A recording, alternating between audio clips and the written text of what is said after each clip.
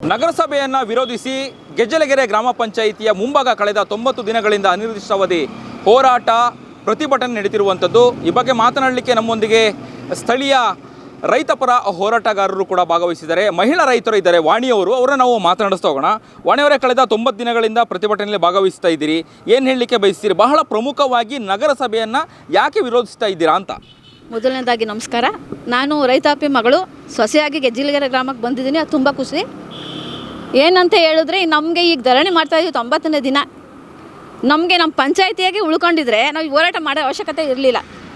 ನಾವು ಯಾವತ್ತೂ ನಮ್ಮ ಗೆಜ್ಜಲಗೆರೆ ಜನ ಯಾರು ಹೋಗಿ ನಮಗೆ ನಗರಸಭೆ ಸೇರಿಸ್ಕೊಳ್ಳಿದ್ದು ನಾವು ಹೇಳಿಲ್ಲ. ನಾವು ಹೋಗಿ ಕೂಗಾಕೊಂಡು ಅಲ್ಲೆಲ್ಲ ಮದ್ದೂರು ಬೇದೊಳಗೆ ನಾವು ಶಾಸಕರಿಗೆ ಯಾರಿಗೂ ನಮ್ಮ ಪಂಚಾಯತಿ ಸೇರಿಸ್ಕೊಳ್ಳಿ, ನಮ್ಗೇನು ಸೌಲಭ್ಯಗಳಿಲ್ಲ ಅಂತ ನಾವು ಯಾರನ್ನೂ ಕೇಳಿಲ್ಲ. ಆದರೂ ಕೂಡ ನಮ್ಮ ಜನತೆಗೆ ಗೊತ್ತಿಲ್ಲದೇ ನಮ್ಮ ಸದಸ್ಯರಿಗೆ ಬರೀ ಗ್ರಾಮ ಪಂಚಾಯತ್ ಸದಸ್ಯರು ಸೇರಿಸ್ಕೊಂಡು ಗ್ರಾಮದ ಮುಖ್ಯಸ್ಥರು ಬಿಟ್ಬಿಟ್ಟು ನಮ್ಮ ಸದಸ್ಯರು ನಮ್ಮ ಗೆಜ್ಜಲಗೆರೆ ಗ್ರಾಮಸ್ಥರನ್ನ ಬಿಟ್ಬಿಟ್ಟು ಇವ್ರನ್ನ ಏಕಾಏಕಿ ನಗರಸಭೆ ಮಾಡ್ಕೊಂಡಿದ್ದಾರಲ್ಲ, ಅದರಲ್ಲಿ ಏನು ನಮ್ಗೆ ಅನುಕೂಲ ಇಲ್ಲ ಅಂತ ಪ್ರತಿ ಸರಿ ಹೇಳಿದ್ರು ಕೂಡ ಮತ್ತೆ 90 ದಿನ ಆದರೂ ನಮ್ಮನ್ನ ಬಂದು ಏನು ವಿಚಾರಣೆ ಮಾಡಿಲ್ಲ ಶಾಸಕರು. ಈಗ ಬೇರೆ ಶಾಸಕರೆಲ್ಲ ಬಂದು ನಮಗೆ ನಿಮ್ಮ ಸಹಕಾರ ಕೊಡ್ತೀವಿ ಅಂತ ಹೇಳ್ತಾರೆ, ಆದರೆ ಮುಖ್ಯವಾಗಿ ಬರಬೇಕಾದವರು ನಮ್ಮ ಮದ್ದೂರು ಶಾಸಕರು. ನಾವು ಕೇಳಿದ್ವ ಇವ್ರನ್ನ ಏನಾದರೂ ತಗೊಳ್ಳಿ ನಮ್ಮ ನಗರಸಭೆ ಸೇರಿಸ್ಕೊಳ್ಳಿ ಅಂತ. ನಮಗೇನು ಅನುಕೂಲ ಐತಾ ಇಲ್ವ? ನಮಗೆ ಗೆಜ್ಜಲಗೆರೆಯಲ್ಲಿ ಯಾರಿಗೆ ಏನು ತೊಂದರೆ ಇದೆ? ನಮಗೆ ಅವ್ರ ಜೀವನ ಕೂಲಿ ಮಾಡಿದ್ರು ಕೂಡ ಕರೆಕ್ಟಾಗಿ ಅವ್ರ ಜೀವನ ನಡ್ಸ್ಕೊಂಡು ಹೋಗ್ತಾ ಇದ್ದಾರೆ. ಮಕ್ಳು ಎಜುಕೇಷನ್ ಕೊಡಿಸ್ಕೊಂಡು ಅವ್ರ ಮನೆ ಸೌಕರ್ಯ ನೋಡ್ಕೊಂಡು ಹೋಗ್ತಿದ್ದಾರೆ. ಹೇಳ್ಬೇಕು ಅಂದರೆ ಮಹಿಳೆಯರು ನನ್ನ ಜೀವನ ಸಂಸಾರ ಮಾಡ್ತಾಯಿದ್ದಾರೆ. ಎಷ್ಟು ಒಬ್ಬರ ಕೈಯಲ್ಲಿ ಬೇರೆ ತೋರಿಸ್ಕೊಂಡು ಸಂಸಾರ ಮಾಡ್ತಾಯಿದ್ದಾರೆ. ಈಗ ನಗರಸಭೆ ಸೇರಿಸ್ಬಿಟ್ಟು ಏಕಾಏಕಿ ಮುಂದೆ ಜೀವನ ಮಕ್ಳು ಎಜುಕೇಷನ್ ಮಾಡೋದಂಗೆ, ಮನೆ ಸಂಸಾರ ನಡ್ಸ್ಕೊಂಡು ಹೋಗೋದಂಗೆ. ಇವ್ರು ಮಹಿಳೆಯರ ಬಗ್ಗೆ ಯೋಚನೆ ಮಾಡ್ಬೇಕು ತಾನೇ. ಇವರು ಶಾಸಕರಾಗಿ ಒಬ್ಬರು ಬರೀ ಪುರುಷರ ಬಗ್ಗೆ ಬೇರೆ ಬೇಡ ನಮಗೆ. ಒಬ್ಬ ಮಹಿಳೆಯರು 90 ದಿನ ಧರಣಿ ಸತ್ಯಾಗ್ರಹ ಮಾಡ್ತಾ ಇದ್ದಾರೆ ಅಂದರೆ ಅದಕ್ಕೊಂದು ಬೆಲೆ ಕೊಡಬೇಕಲ್ವ ಇವರು? ಈಗ ವಾರ್ಡು ಏನು ವಾರ್ಡ್ ನಮ್ಮ ಗೆಜ್ಜಲಗೆರೆ ವಾರ್ಡ್ ಬೇಡ ಸರ್. ನಮಗೆ ವಾರ್ಡ್ ನಂಬರ್ 2 ವಾರ್ಡ್ ನಂಬರ್ 1 ನಮ್ಗೆ ಬೇಕಾಗಿಲ್ಲ. ನಮ್ದು ಏನು ಗೆಜ್ಜಲಗೆರೆ ಈಗ 90 ದಿನ ಹಿಂದೆ ಈಗೇನು ನಮ್ಮದು ನಗರಸಭೆಗೆ ಸೇರಿಸಿದ್ರೆ ಅದರಿಂದ ಹೆಂಗಿತ್ತು ನಮ್ಮ ಗೆಜ್ಜಲಗೆರೆ ಗ್ರಾಮ, ಅದೇ ರೀತಿ ಆಗ್ಬೇಕು ನಮಗೆ. ಅಷ್ಟೇ. ನಮ್ಗೆ ಅದರಿಂದ ಏನು ಲಾಭ ಇಲ್ಲ. ನಮ್ಮ ಗೆಜ್ಜಲಗೆರೆ ನಮ್ಗೆ ಅನುಕೂಲ ಆಗೋಷ್ಟು, ನಮ್ಮ ಜೀವನ ನಡೆಸುವಷ್ಟು, ನಮ್ಮ ಮೊಮ್ಮಕ್ಕಳು ಮೊಮ್ಮಕ್ಕಳು ಜೀವನ ನಡೆಸುವಷ್ಟು ನಮ್ಗೆ ಆದಾಯ, ನಮ್ಗೇನು ಎಲ್ಲ ಸೌಲಭ್ಯ ನಮ್ಮ ಗೆಜ್ಜಲಗೆರೆ ಗ್ರಾಮದಲ್ಲಿ ಇದೆ.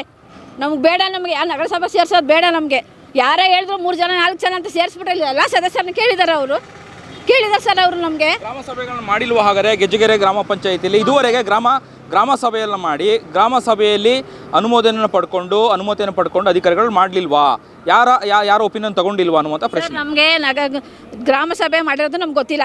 ಇವ್ರು ನಗರಸಭೆ ಸೇರಿಸಿರೋದು ನಮ್ಗೆ ಗೊತ್ತಿಲ್ಲ. ವಿಷಯನೇ ಗೊತ್ತಿಲ್ಲ ನಮಗೆ. ಎಲ್ಲ ಮುಚ್ಚಾಕ ಒಳಗೆ ಮಾಡ್ಕೊಂಡಿರೋ ಕೆಲಸ ಇವರೇ. ನಮ್ಮ ಗ್ರಾಮ ಪಂಚಾಯತ್ ಇರೋರು ನಮ್ಮ ಊರಲ್ಲಿ ಏನು ದಡ್ರು ಹೋಗ್ಲಿಕ್ಕೆ ಗೊತ್ತಿಲ್ಲ ಮಾಡಿರ್ತಾರೆ. ಮುಂದೆ ಏನೋ ಅನುಕೂಲ ಸಿಗ್ತದೇನೋ, ಏನೋ ಆದಾಯ ಸಿಗುತ್ತೇನೋ, ನಮ್ಮ ಮಕ್ಕಳು ಒಳ್ಳೇದಾಗ್ತದೇನೋ ಅಂತ ಮಾಡಿದ್ರು. ಇವ್ರು ಶಾಸಕರೇ ವಿದ್ಯಾವಂತರಲ್ವ ಸರ್? ಶಾಸಕರ ಜೊತೆ ಕೆಲಸ ಮಾಡ್ತಾರಲ್ಲ ಪಿ.ಎಗಳು, ಅವರಲ್ಲಿ ಎಜುಕೇಟೆಡ್ ಅಲ್ವಾ? ನಿಮ್ಮೂರಲ್ಲಿ ಹಿಂಗೆ ಆಯ್ತದೆ, ನಿಮ್ಮೂರಲ್ಲಿ ಕೇಳಿದ್ದೀರಾ ಅಂತ ಒಂದು ಪ್ರಶ್ನೆ ಮಾಡಬೇಕಲ್ವ ಅವರು? ನಿಮ್ಮೂರಲ್ಲಿ ಯಜಮಾನರುಗಳಿಲ್ವಾ? ವಿದ್ಯಾವಂತರಿಲ್ವಾ? ಎಜುಕೇಟೆಡ್ಗಳಿಲ್ವಾ? ನೀವೆಲ್ಲ ಮುಂದೆ ಹಿಂದೆ ಹೆಂಗೆ ಬಂದಿದ್ದೀರಾ ನೀವು? ಅದನ್ನ ಯೋಚನೆ ಮಾಡಿ ನೀವು ಪ್ರಶ್ನೆ ಮಾಡಬೇಕಲ್ವ ಅವ್ರನ್ನ. ಎಲ್ಲಿವರೆಗೆ ನಿಮ್ಮ ಹೋರಾಟ ಮುಂದುವರಿಯುತ್ತೆ? ಇವಾಗಲೇ 90 ದಿನ ಆಗಿದೆ.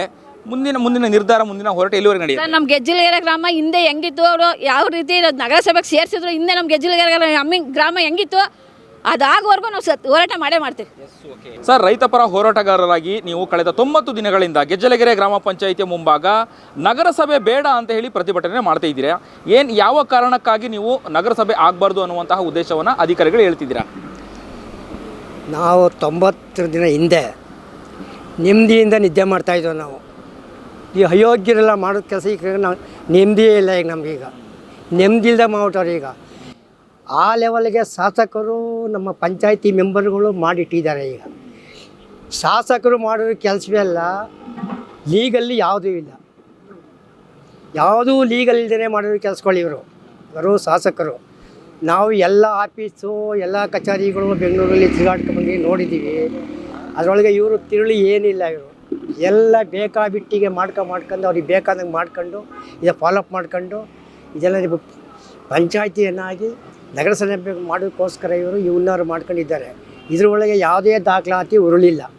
ಎಲ್ಲ ಅವರ ಶಾಸಕರನ್ನ ದುಡತನದಿಂದ ಮಾಡಿರುವಂಥ ಹವ್ಯಾಕಿ ಕೆಲಸ ಇದು ಶಾಸಕರು. ಹಾಗಾದರೆ ಮುಂದಿನ ದಿನಗಳಲ್ಲಿ ಒಂದು ವೇಳೆ ನಗರಸಭೆ ಮಾಡಲೇಬೇಕು ಅಂತೇಳಿ ಅಧಿಕಾರಿಗಳು ಮುಂದಾದರೆ ನಿಮ್ಮ ನಿರ್ಧಾರ ಏನು, ನಿಮ್ಮ ನಿಲುವೇನು? ಅಧಿಕಾರಿಗಳು ಏನಾರ ಊರೊಳಗೆ ಬಂದು ಹಿಡಿದು ಕಟ್ಟಾಕ್ತೀವಿ ಅವರ ಅಷ್ಟೇ. ಊರೊಳಗೆ ಬಂದರೆ ಅವರ ಹಿಂದೆಲ್ಲ DC ಕಟ್ಟಾಕ್ಬಿಟ್ಟಿದ್ದ. ಇಲ್ಲಿ ಹಿಂದೆ DC ಕಟ್ಟಾಕಿದ್ವಿ ನಾವು. ನಮ್ಮ ಅಂಥ ಊರಿದು, ಪ್ರಬಲವಾದ ಊರಿದು. ನಾವು ಡಿ ಸಿ ಯಾರೇ ಬಂದು ಹಿಡಿದು ಕಟ್ಟಾಕ್ತೀವಿ. ಅದಕ್ಕೆ ನಾವು ಕೆಚ್ಚೆದಾಗಿ ನಿಂತಿದ್ದೀವಿ. ನಾವು ಪ್ರಾಣ ಹೋದ್ರೂ ಸರಿಯೇ ನಾವು ಪಂಚಾಯಿತಿ ಉಳಿಸ್ಕೊತೀವಿ. ನಾವು ಗೆಜ್ಜಲಗೆರೆ ಗ್ರಾಮ ಪಂಚಾಯತಿನ ಬಿಟ್ಕೊಡಲ್ಲ ಹಾಗಾದ್ರೆ? ಯಾವುದೇ ಕಾರಣಕ್ಕೂ ನಾವು ಬಿಟ್ಕೊಡೋದಿಲ್ಲ. ನಾವು ಅಲ್ಲ, ನಗರಸಭೆ ಆದ್ರೆ ಗ್ರಾಮ ಪಂಚಾಯತಿ ಅಭಿವೃದ್ಧಿ ಆಗುತ್ತೆ, ರಸ್ತೆ ಅಗಲೀಕರಣ ಆಗುತ್ತೆ, ಹಳ್ಳಿ ಅಭಿವೃದ್ಧಿ ಆಗುತ್ತೆ ಅಂತ ಹೇಳ್ತಾರೆ. ಕೇಳಿ ಸ್ವಾಮಿ, ಯಾವ ನಗರಸಭೆ ಆದರೆ ಯಾರು ಹೋಗಿ ಈಗ ಇಷ್ಟು ಜನ ಮಹಿಳೆಯರು ಒಂದು ಕೆಲಸ ಮಾಡ್ಸೋಕ್ಕಾಗೋದಿಲ್ಲ. ಅಲ್ಲಿ ಹುಂಡು ಪೋಖ್ರಿಗಳಿದ್ದಾವಲ್ಲ ಊರೊಳಗೆ, ಅವ್ರು ಕಾಸು ಮಾಡ್ತಾರೆ. ಇಲ್ಲಿ ಬಾಮ್ಮ ಆ ಕೆಲಸ ಮಾಡಿಸ್ಕೊಡ್ತೀನಿ, ನಿನಗೆ ಈ ಕೆಲಸ ಮಾಡಿಸ್ಕೊಡ್ತೀನಿ, ಈ ಕೆಲಸ ಮಾಡಿಸ್ಕೊಡ್ತೀನಿ ಅಂತ 20 ದಿನ ತಿರುಗಾಡಿಸ್ತಾರೆ. ಯಾರ ಕಾಣ್ದಿರೋ ಹೆಂಗಸುಗಳೆಲ್ಲನೇ 10 ದಿನ ಕುಡ್ಕೊಂಡು ನಾಳೆಗೆ ಬಾಮ್ಮ, ನಾಳಿದ್ದು ಬಾಮ್ಮ, ಆಚೆ ಬಾಳೆ ಅಂದ್ಕೊಂಡು 4 ಜನ 3 ಜನ ಪುಡಾರಿಗಳು ಕಾಸು ಆಯ್ತದೆ. ಇದು ನಗರಸಭೆಯಲ್ಲಿ ಕೆಲಸ ಆದರೆ ನನ್ನಂಥವ್ರ ಕೈಲೇ ಕೆಲಸ ಮಾಡಿಸೋಕ್ಕಾಗಿಲ್ಲ. 15 ಯಾವುದೋ ಒಂದು ಸಣ್ಣ ಕೆಲಸವ ನಾನು ಉಗಿದ ಮೇಲೆ, ಅವ್ರ ಆಯುಕ್ತರಿಗೆ ಯಾರೋ ಉಗಿದ ಮೇಲೆ ನನ್ನ ಕೆಲಸ ಮಾಡಿಕೊಟ್ಟಿದ್ದಾರೆ. ಬಾಕಿ ಹೆಣ್ಮಕ್ಳು ಹೆಂಗಸ್ರುಗಳು ಹಿರಿಯರು ಅವ್ರಿಗೆ ಏನು ಕೆಲಸ ಮಾಡಿಸ್ತಿರ್ತಾರೋ ನಗರಸಭೆಯಲ್ಲಿ, ಏನು ಮಾಡ್ತಾರೆ ಅವರು? ಕಳೆದ 90 ದಿನಗಳಿಂದ ಪ್ರತಿಭಟನೆ ಮಾಡ್ತಿದ್ರಿ. ಪ್ರತಿಭಟನಾ ಸ್ಥಳಕ್ಕೆ ಜನಪ್ರತಿನಿಧಿಗಳು, ಅಧಿಕಾರಿಗಳು ಯಾರಾದ್ರು ಭೇಟಿ ನೀಡಿದ್ರಾ? ಶಾಸಕರು ಬಂದಿದ್ರಾ? ನಿಮ್ಮ ಸಮಸ್ಯೆನ ಆಲಿಸಿದ್ರಾ? ನಮ್ಮ ಶಾಸಕರು ಹಿಂದೆ ಅದೆಲ್ಲ ನಾನು ಫಾರಿನ್ಗೆ ಹೋಗ್ತಾ ಇದ್ದೀನಿ, ಬಂದು ಮಾತಾಡ್ತೀನಿ ನಿಮ್ಮ ಜೊತೆಲಿ ಅಂತ ಹೋಗಿ ಪಾಲ್ಟಿ ಮಾಯ ಹೋಗೋನು ಅವನು ಹಿಂದೆ ನಾವೆಲ್ಲ ಪೇಪರ್ಗೆ ಹಾಕಿಸ್ತಿದ್ದೋ. ರೈತ ಚಳವಳಿಲಿ ಕಾಣೆ ಆಗಿದ್ದಾರೆ ಶಾಸಕರು ಹುಡುಕಿ ಕೊಡಿ ಅಂತ. ಈಗ ನಾವು ಅದೊಂದು ಪೇಪರ್ಗೆ ಹಾಕ್ಸ್ಬೇಕಾದೊಂದು ಬಾಕಿ ಇದೆ ಅಷ್ಟೇ. ಈಗ ನಮ್ದು ಈಗ ನಿಲುವು. ಯಾರು ಬಂದಿಲ್ಲ ಹಾಗಾದ್ರೆ? ಯಾರು ಬರಲ್ಲ. ವಿರೋಧ ಪಕ್ಷದವ್ರು ಬರ್ತಾರೆ, ಮಾಮೂಲಿ ಅವ್ರು ಬರ್ತಾರೆ. ವಿರೋಧ ಪಕ್ಷದವ್ರು ಮಾತಾಡ್ಸ್ಕೊಂಡು ಹೋಗ್ತಾರೆ, ಬರ್ತಾರೆ, ಹೋಯ್ತಾಡ್ತಾರೆ ಅವರು ವಿರೋಧ ಪಕ್ಷದವರು. ಏನೋ ಮುಖ್ಯಮಂತ್ರಿಗಳು ಏನೋ ಒಂದು ಸೂಚನೆ ಕೊಟ್ಟಿರುವಂಗೆ ಅವ್ರೀಗ ನೋಡುವ ಏನಾಗುತ್ತೆ. ಅದಕ್ಕೆ ನಿಮ್ಮ ಪ್ರತಿಭಟನೆಗೆ ಪ್ರತಿಫಲ ಸಿಗುತ್ತಾ? 100ಕ್ಕೆ 100 ಸಿಕ್ಕೇ ಸಿಗ್ತದೆ ಸರ್. 100ಕ್ಕೆ 100 ಸಿಕ್ಕೇ ಸಿಗ್ತದೆ ಪ್ರತಿಫಲ.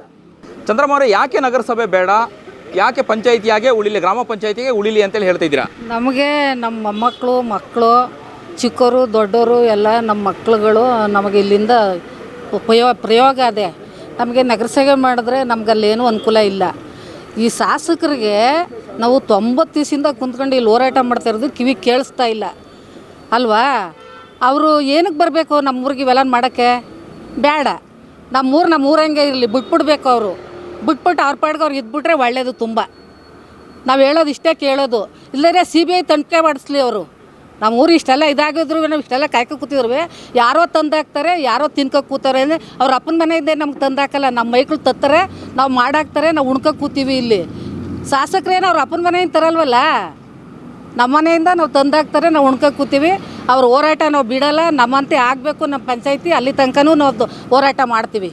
ಅಲ್ಲ, ಪಂಚಾಯಿತಿಯಾಗೆ ಉಳಿದ್ರೆ ಏನು ಅನುಕೂಲ ಆಗುತ್ತೆ? ಹಳ್ಳಿ ಅಭಿವೃದ್ಧಿ ಆಗುತ್ತಾ ಪಂಚಾಯಿತಿಯಾಗಿ ಉಳಿದ್ರೆ? ನಮಗೆ ಎಲ್ಲ ಅಭಿವೃದ್ಧಿನೂ ನಮಗಿಲ್ಲದೆ, ನಮ್ಮ ಮಕ್ಕಳಿಗೆ, ನಮ್ಮ ಮನೆಯಲ್ಲಿ ನಮ್ಗೇನೇನು ಬೇಕು, ನಾವು ವಾಟ್ರ್ ಬೇಕು, ನೀರು ಬೇಕು, ಕಂದಾಯ ಬೇಕು, ನಮಗೆ ಲೈಟ್ ಸೌಲಭ್ಯ ಬೇಕು, ಎಲ್ಲ ಪ್ರತಿಯೊಂದು ನಾವೆಲ್ಲ ಕೇಳ್ಕೊಂಡು ಫೋನ್ ನಂಬರ್ ಮಾಡಿಕೊಂಡಿದ್ದೀವಿ. ನಮ್ಮ ಕರೆಂಟ್ ಇಲ್ಲ ಬಾ ಇಲ್ಲಿ, ನಮ್ಮ ಜರಂಡಿ ಎತ್ತಾಕಿಲ್ಲ ಬಾಪ ಇಲ್ಲಿ ಅಂತೆಲ್ಲ ಮಾಡೋರು ನಮ್ಗೆ ಮಾಡಿಕೊಡ್ತಾರೆ.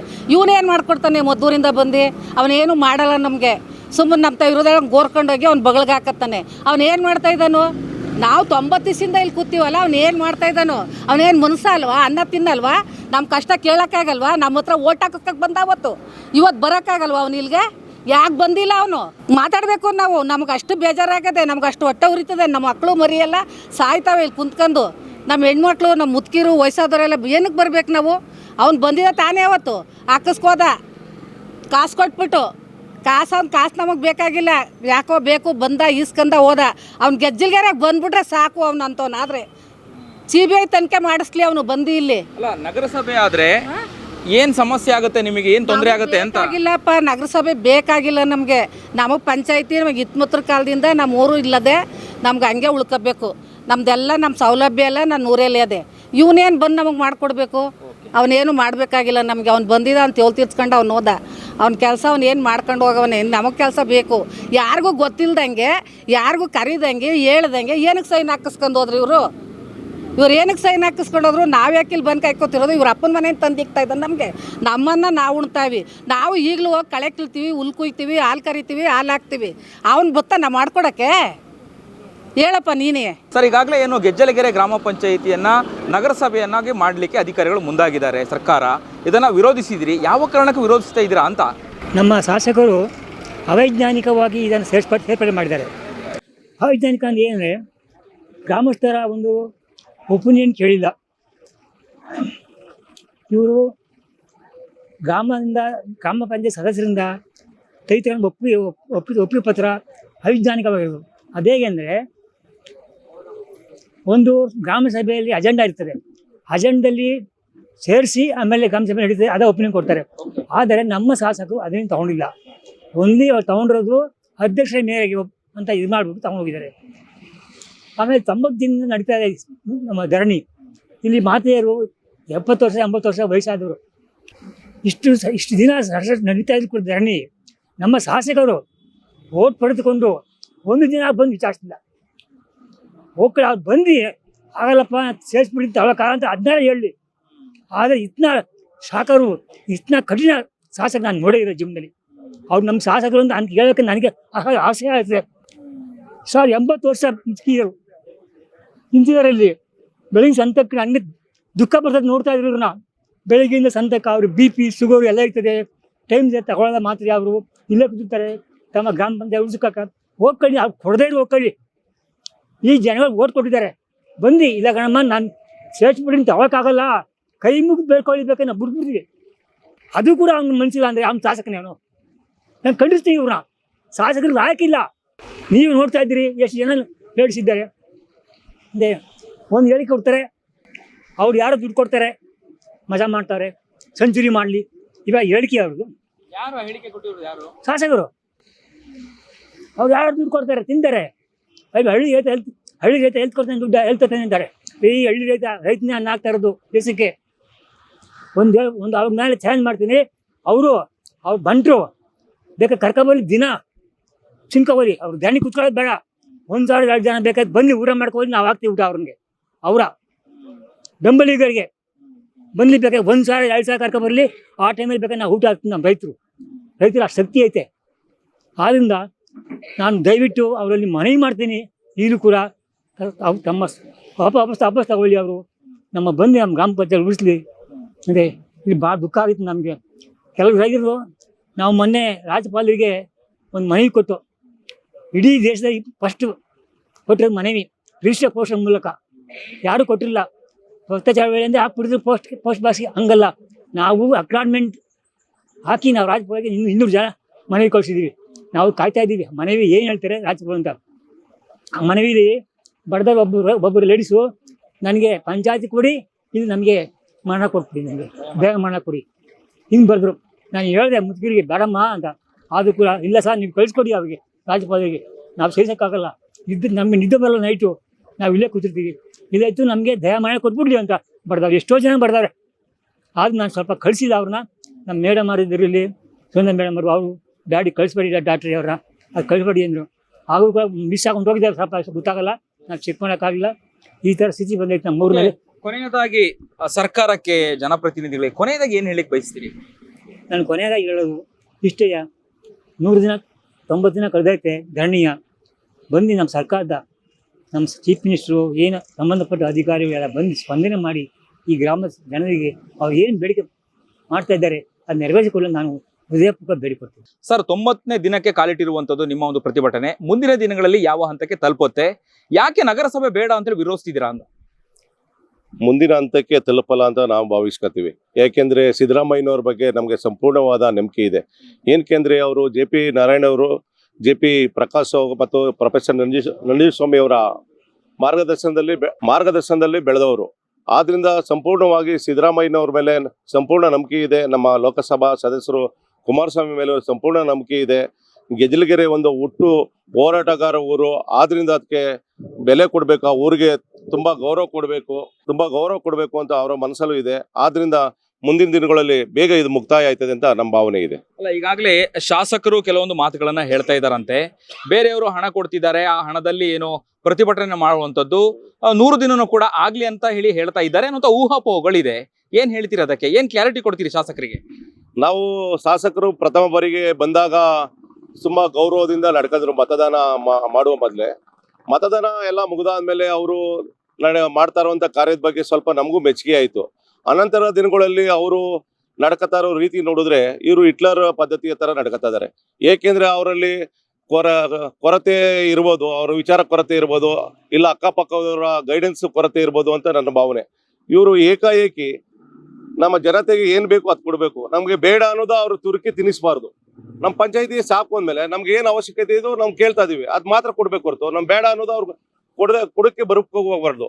ಆದ್ರಿಂದ ಇವರು ತಮ್ಮ ಅನುಭವದ ಕೊರತೆ ಅನಿಸ್ತದೆ ನನ್ನ ಪ್ರಕಾರ. ಆದ್ರಿಂದ ಇವರ ಅಧಿಕಾರ ಮುಗಿಯುವ ಮೊದಲೇ ಇವರೇ ರಾಜೀನಾಮೆ ಕೊಟ್ಟು ಹೋಗುತ್ತಕ್ಕದ್ದು ಹೋದ್ರೆ ಅವ್ರಿಗೆ ಶೋಭೆ ತತ್ತದೆ ಅಂತ ನನ್ನ ಭಾವನೆ.